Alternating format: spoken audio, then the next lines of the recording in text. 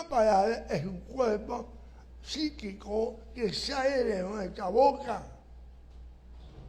y tiene vida propia, salida de nuestra mente, expulsada por nuestro rúa, por nuestro aliento y congelada en palabras, en este caso, en bendiciones. Una maldición que viene a ser una bendición al revés. Debemos de cuidarnos de ellas, tener mucho cuidado, tanto al oírla y nosotros como creyentes no debemos pronunciarla, ¿verdad? En el judaísmo existe lo que se llama midá kenegé midá, medida por medida, ¿verdad? Medida por la medida, o sea, con la misma vara que mide, se ha medido. Por eso hay que tener mucho cuidado al pronunciar una maldición.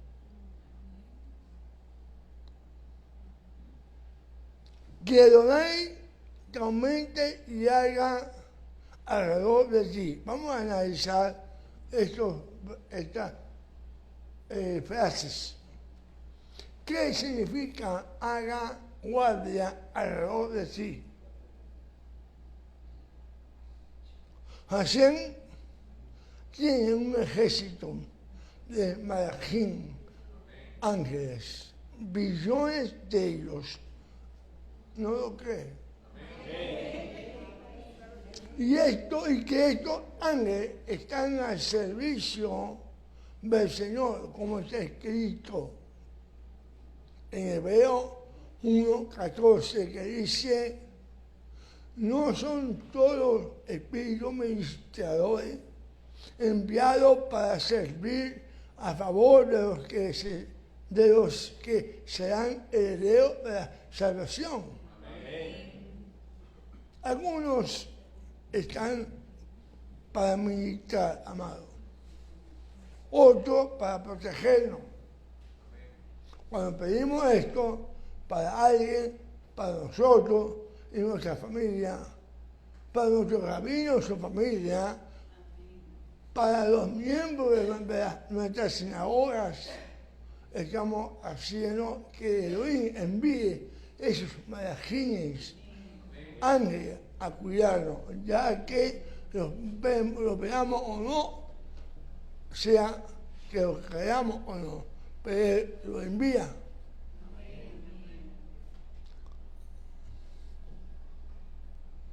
Adonai iluminen sus rostros sobre ti y que haga caer en bien a los demás. La versión la que normalmente se usa, que Adonai haga resplandecer sus rostros sobre ti y tenga de ti misericordia. Aquí es que Adonai ilumine sus rostros sobre ti y te haga caer bien a los demás. Cuando Adonai ilumina sus rostros sobre nosotros es porque tenemos algo importante. Que tenemos algo importante que hacer para Él, para Hashem. Esa es la clave, amado. Y Él nos está impartiendo autoridad y temor en los demás de nosotros, para que la potencia malignas, espirituales, se aparten de nosotros y podamos llevar a cabo lo que Él desea que hagamos. Eso realmente es lo que significa que Adonai ilumine su rostro sobre ti y que haga caer bien a los demás.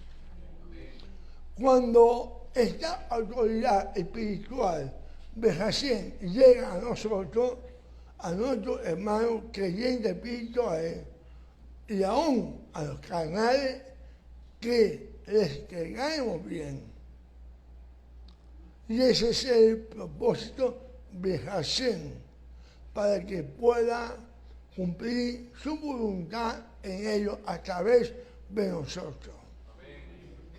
Cuando Él levanta su rostro en aprobación hacia nosotros, los demás verán algo en nosotros, algo especial en nuestro rostro, que hará que caigamos bien a la persona espirituales que están con Hashem. A los que están con Hasatán, somos olor de muerte para muerte. Para ellos, obviamente, porque sus espíritus saben que están por mal camino y temen nuestra cercanía. No está mal caer bien a la gente. Lo necesitamos diariamente, pero más necesitamos caer bien a los hermanos espirituales. Que están a nuestro alrededor, buscando a alguien con quien compartir sus experiencias espirituales. Ustedes se acuerdan cuando se reúnen uno de ustedes dos o tres empiecen a hablar cosas espirituales. Ese es el resultado. A ellos debemos de caer bien, porque ellos son nuestros verdaderos y únicos hermanos en la fe. Los carnales solo son disque hermanos, y las pruebas nos dirán quién es quién. El otro versículo que alce sobre ti sus rostros y pongan en ti paz. En la versión que estamos hablando, analizando, dice que Adonai levante su rostro sobre ti y establezca el shalom, la paz. Aquí hay nada menos que dos expresiones idiomáticas.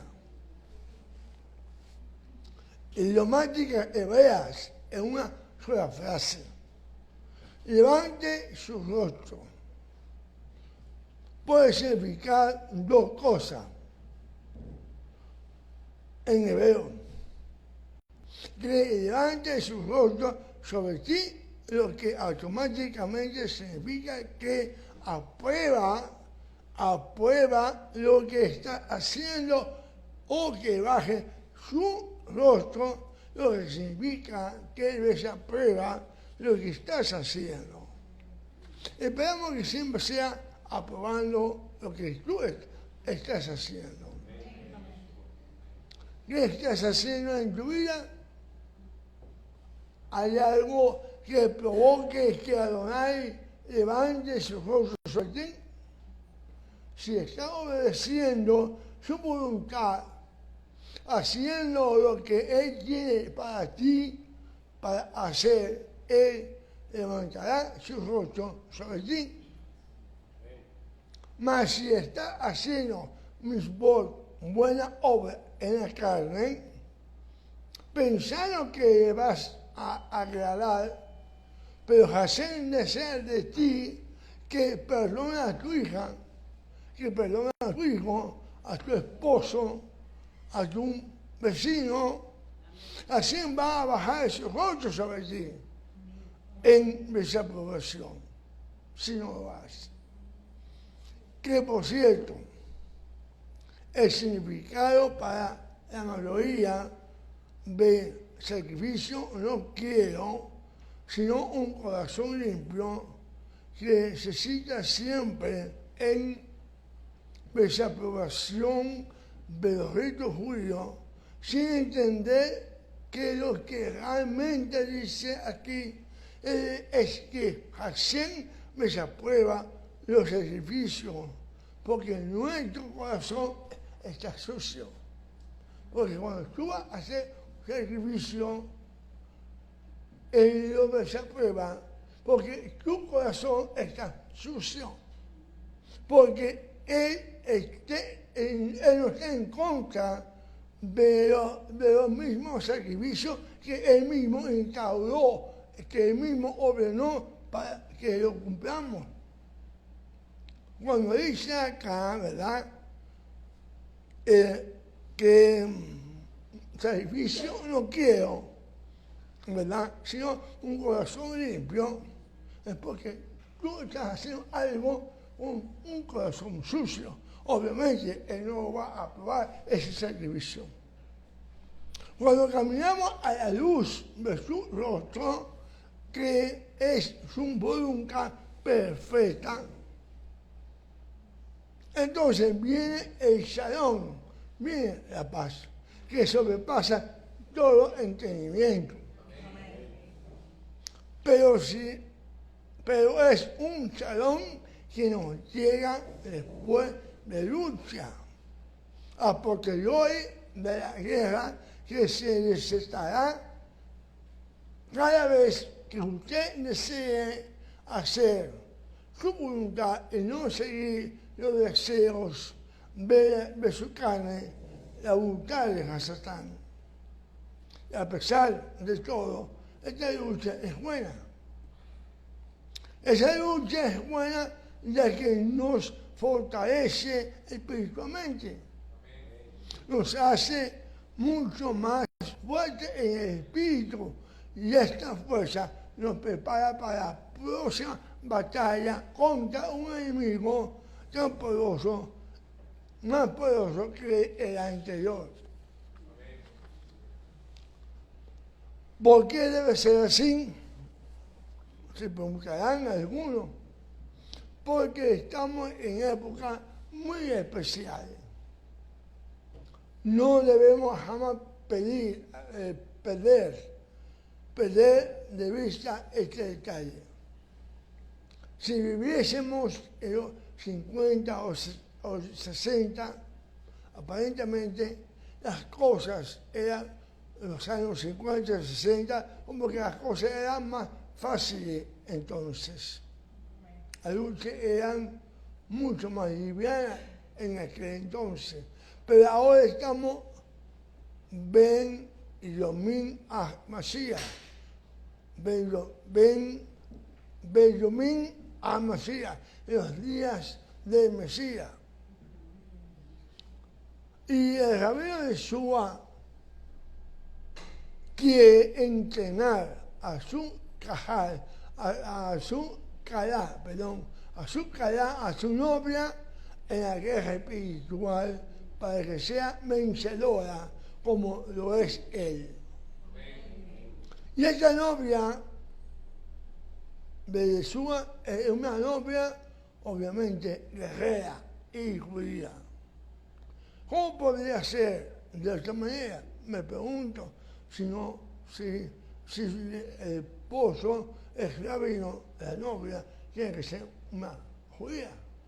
No puede ser una goy, una gentil. Para reinar con él, debemos derrotar a Satán y a sus acompañantes. ¿Cómo se hace esto? Principalmente con entrenamiento militar. ¿Quién quiere estar en guerra? Nadie, ¿verdad? Por eso es que Hashem nos coloca en el teatro de operaciones, hablando militarmente, que puede ser nuestro propio hogar, que puede ser nuestra propia oficina y aún en nuestra actividad. Para que nos entrenemos bajo su mandato y así estar prontos para conocer, para entender y así poder vencer a la ramera de Babel.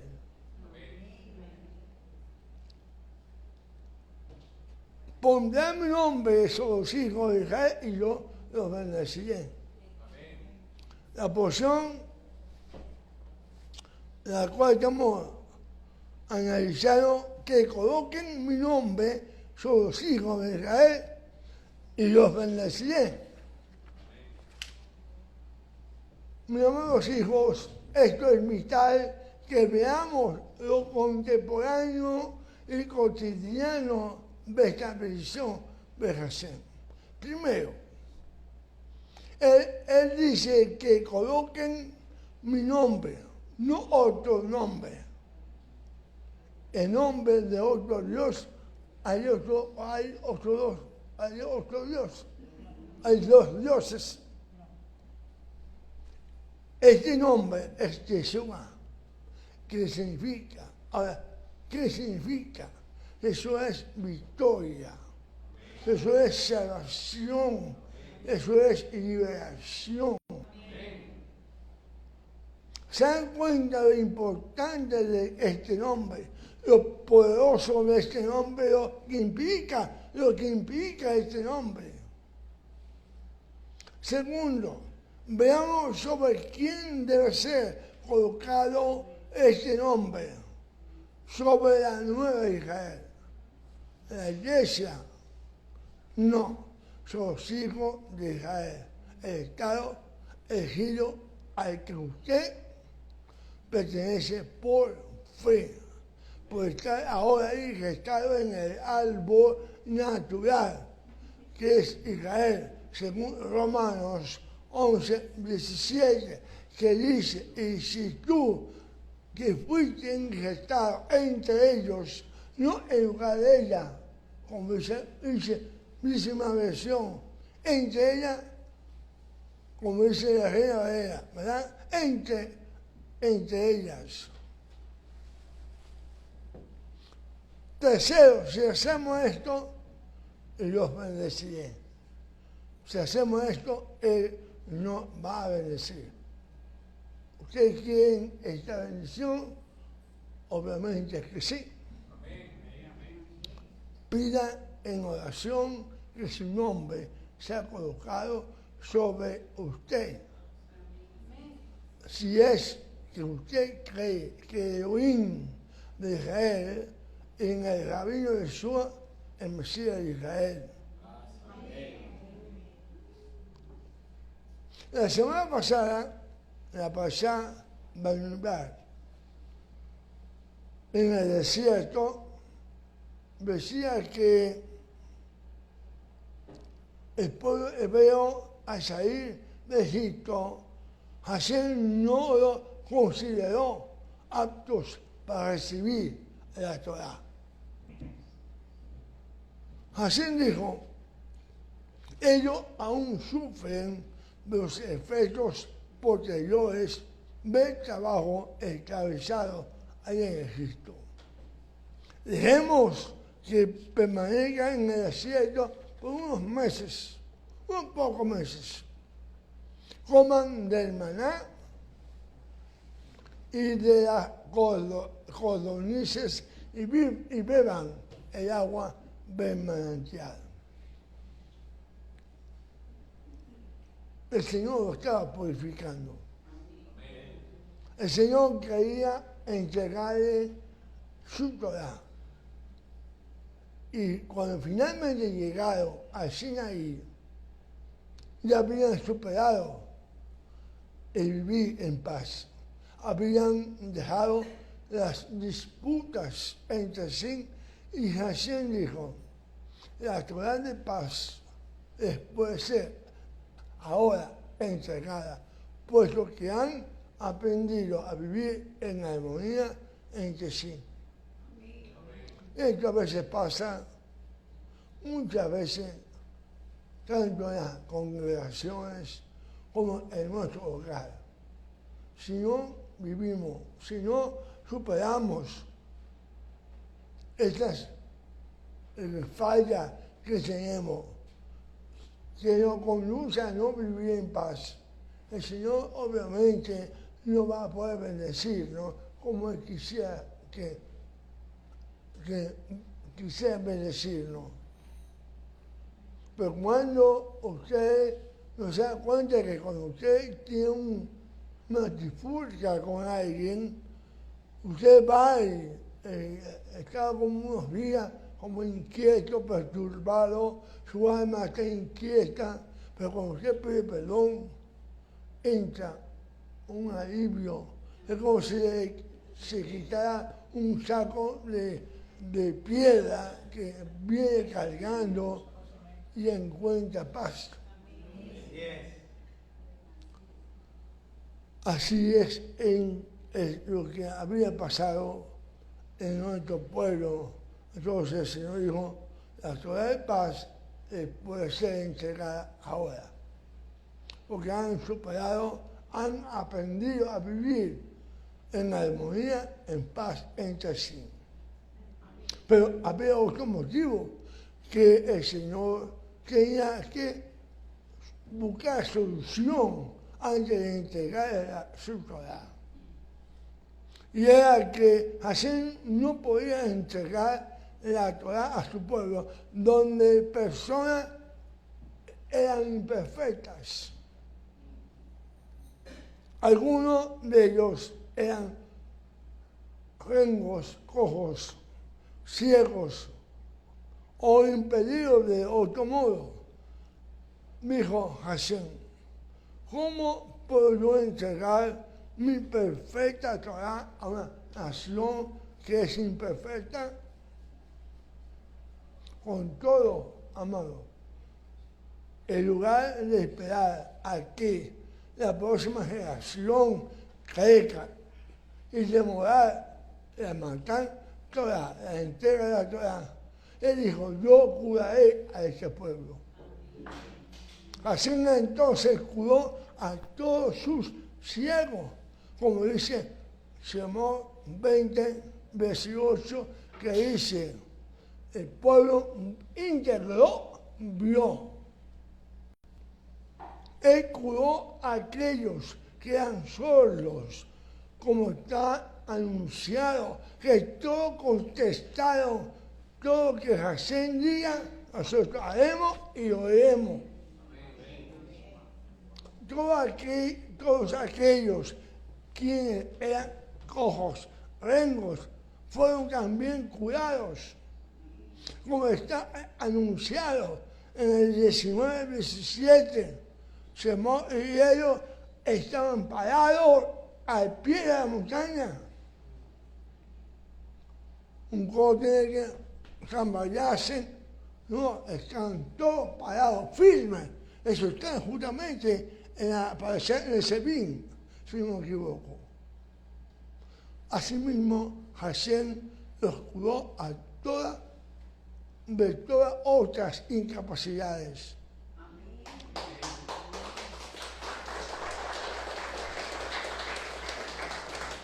Todos ellos tenían que estar en posición de todas sus facultades para una perfecta aceptación de la Torah. Porque si alguno de ellos se hubieran visto, si no hubieran visto, oído a la Shejinah,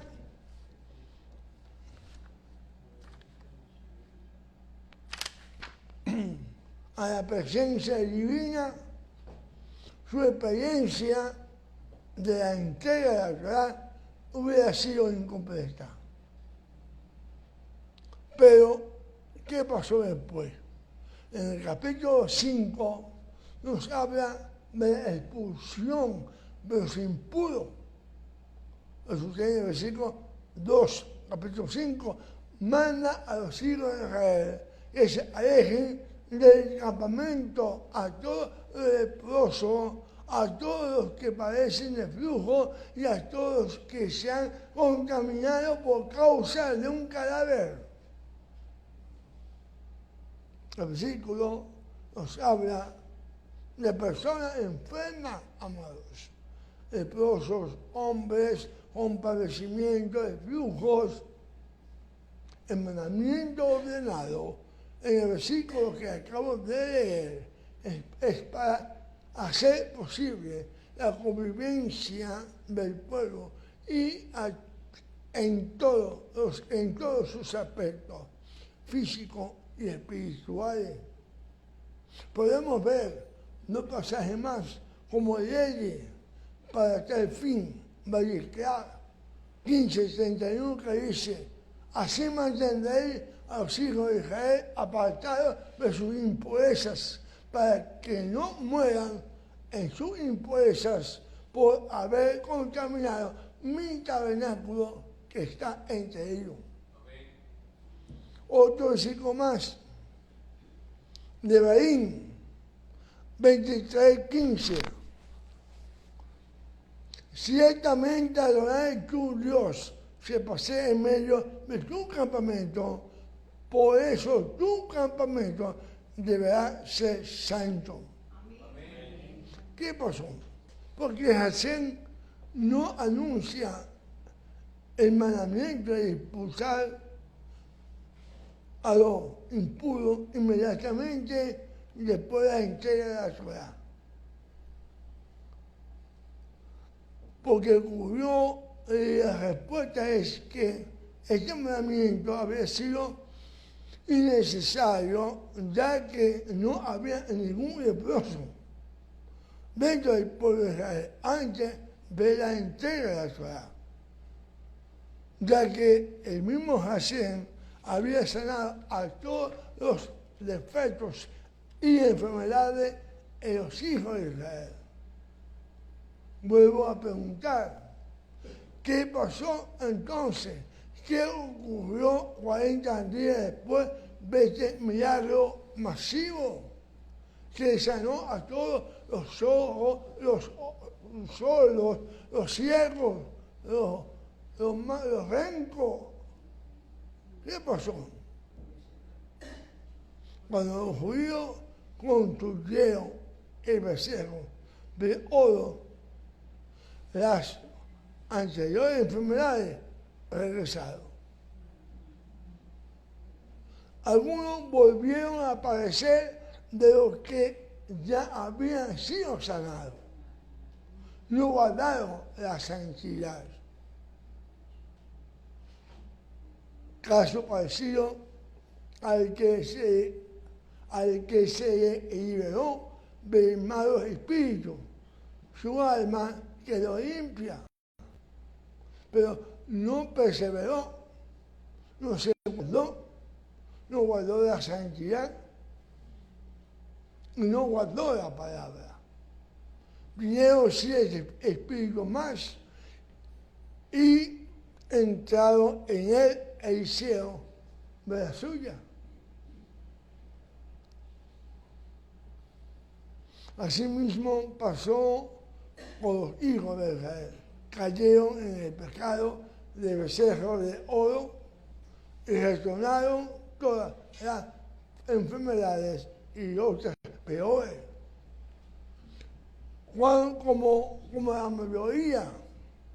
Como la mayoría saben que el tabernáculo estaba instalado en el centro del campamento, donde las 12 tribus habitaban,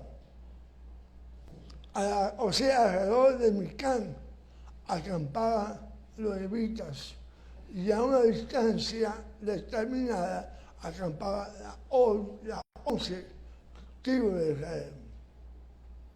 Así le dijo a Moisés, todos los 3 campamentos son santos.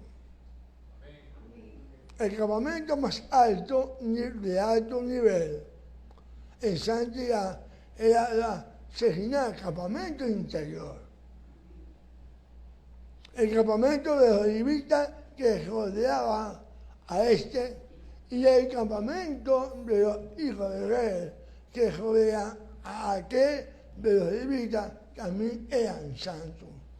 Entonces estaba el campamento interior, donde estaba la señal de Hashem, el campamento de los levitas y el campamento de los hijos de Israel. Los 3 obviamente eran santos, de acuerdo a la severidad de la impureza. La persona tenía que abandonar uno o 2 o los 3 campamentos, dependiendo de como la persona estaba afectada. Según el Talmud, la persona afectada por lepra le quedaba prohibido el acceso a cualquier de los 3 campamentos. Mientras que a la persona afectada por flujo le estaba permitido permanecer solamente en el campamento de Israel. Eso está en Levítico, Valleca 15, 2, 19.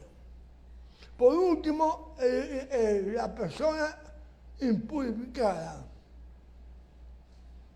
por cadáver de persona podría permanecer aún en el campamento de los levitas. O sea, había un nivel más alto y otro más bajo. Estas expulsiones se fundamentaban en lo siguiente. Primero, en una razón puramente física, porque esta enfermedad era contagiosa. El que tenía lepra, obviamente, tenía que estar fuera del campamento totalmente, porque era sumamente contagiosa. Y por lo tanto, había necesidad de colocar aparte a los enfermos para que la infección no se propagase. Tenía que estar en un sitio, todos ellos juntos.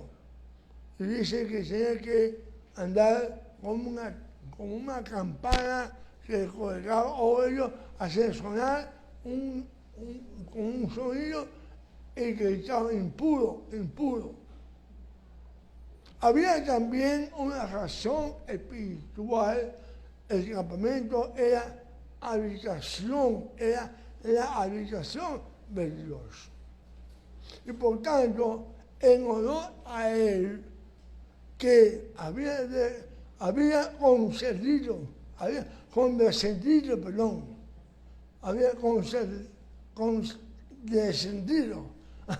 a habitar con ellos, nada impuro se podía permitir que permaneciera. Pero también hay una razón tipológica. El campamento es el emblema de la comunidad donde nada manchado debe entrar, en donde nada que no sea santo puede tolerarse. Esta última razón es la que la aplicación al tiempo actual, nuestro Dios está pidiendo por medio de su Mesías y su pureza del corazón, cuya pureza externa es un indicador de la exigencia interna. Marcos 7, 20, dice lo siguiente: y decía lo que del hombre sale, eso contamina al hombre, porque desde adentro del corazón del hombre salen los malos pensamientos, las inmoralidades sexuales, los robos, los homicidas, los adulterios, las avaricias, las maldades, el engaño, la sensualidad, la envidia, la blasfemia, la insolencia y la insensatez. Todas estas maldades salen de adentro y contamina al hombre. Número 5.3 dice: alejaréis del campamento tanto a hombres como a mujeres, lo alejaréis para que no contamine el campamento de aquellos entre los cuales yo habito. Y concluyendo con el versículo que fue tomado del principio, que Hashem te bendiga y te proteja. Hay una ilustración Había una vez un rey que tenía un amigo muy querido que vivía en Siria. El rey quiso honrar a su amigo y lo convocó a su palacio situado en Roma. Y el rey lo agasajó con gran majestuosidad y le entregó 100 piezas de oro puro para que llevara de regreso a su país.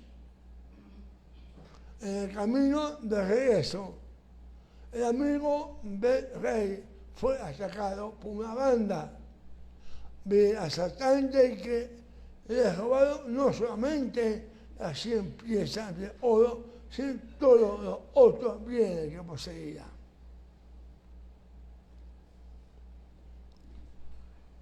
Los reyes de carne y hueso podrán hacer regalos de gran extravagancia, pero no tienen forma de garantizar que sus bendiciones permanezcan siempre en manos de quien las recibió.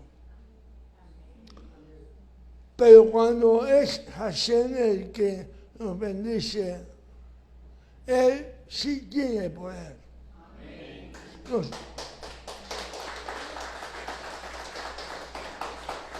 No solamente para bendecirnos, sino para conservar, también de conservar y proteger la bendición.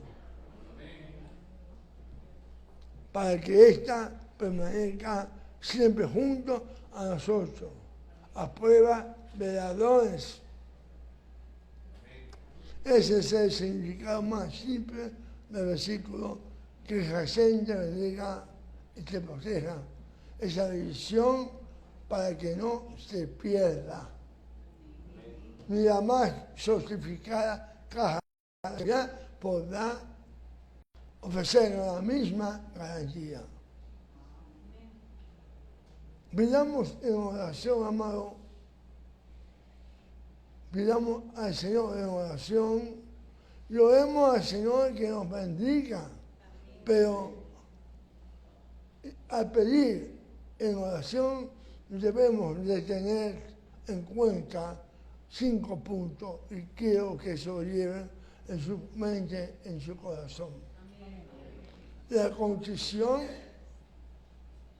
la sinceridad, la fe, la justicia y la obediencia no podría faltar. Contrición. Vemos en la palabra en 2 Crónicas 7:14, si se humilla mi pueblo, sobre el cual mi nombre es invocado, y oran y buscan mi rostro, y se convierten en sus malos caminos, entonces yo oiré de los cielos, perdonaré su pecado, sanaré su tierra. Esa es la contrición que debemos de hacer para que la oración llegue, amado. La sinceridad. Jeremías 29:13 dice: me buscaréis y me hallaréis, porque me buscaréis de todo vuestro corazón. Hay que buscar al Señor con toda nuestra sinceridad. Fe, según Marcos 11:24, dice: por tanto os digo que todo lo que pidáis orando, creed que lo recibiréis y os vendrá. Hay que tener una emuná grande, amado. Ojalá que algunos de ustedes hayan escuchado el estudio de la verdadera fe. Y había una fórmula que nosotros decíamos, ¿verdad? Espero que esa fórmula no se la haya olvidado. La justicia. Santiago 5:16 dice: la oración de fe salvará al enfermo, y el Señor lo levantará, y si ha cometido pecado, le será perdonado. Y por último, la obediencia, amado. La obediencia, según 1 Juan 3:22, dice, y cualquier cosa que pidamos, la recibiremos de Él, porque guardamos su mandamiento y hacemos las cosas que son agradables delante de Él. Amado, pongamos de pies y extiende su mano para recibir esta visión del Eterno que yo siempre doy en Shabbat a mi esposa, a los que nos acompañan en Shabbat. La oración arónica, esa oración que también cuando termino el estudio, también lo hago, y no lo hago porque me nace, amado, de todo corazón, con mucha sinceridad y con fe, porque se cumplirá en su persona, en cada uno de ustedes. Llevaré Jehová Adonai mis parejas, de él Adonai para la pareja mi coneja, y sea Adonai para la pareja, me deja Shalom. Adonai que bendiga este pueblo. Adonai haga resplandecer sus rostros sobre ti y tenga de ti misericordia. Adonai hace sobre ti sus rostros y ponga en ti Shalom. Solo Shalom, amado.